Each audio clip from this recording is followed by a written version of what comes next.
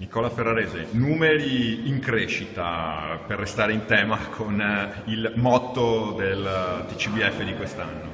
I numeri del festival sono in continua crescita. Alberto ha parlato dei visitatori totali della manifestazione, io parlerò invece dei laboratori, hanno avuto quasi 400 iscritti, più di altri 250 nelle scuole, sono stati 150 gli autori invitati accreditati al festival, più 200 altri autori che sono arrivati a seguito della manifestazione. Quindi i numeri sono in crescita e Let's Grow, appunto, il motto è stato rispettato.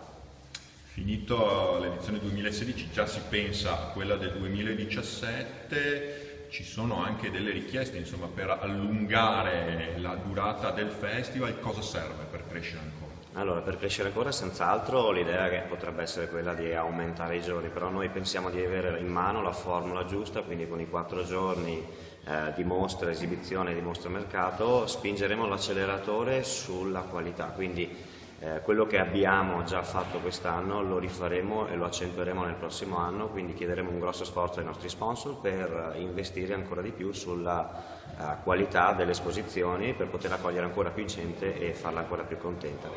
E al di là ovviamente delle risorse economiche che non guastano mai, altri festival godono di budget ben superiori, però una cosa che magari potrebbe essere raggiunta più facilmente è quella di avere una base fissa. Assolutamente, il festival ormai è dotato di una struttura, diciamo, aziendale, quindi avremo bisogno di una sede, stiamo lavorando per trovare una sede fissa in città, obiettivo che è appunto un sogno per poter dar vita a quello che è la continuità di questo festival e andare incontro anche alle esigenze della città. Più cresce il festival, più cresce la città e ne guadagnano tutti.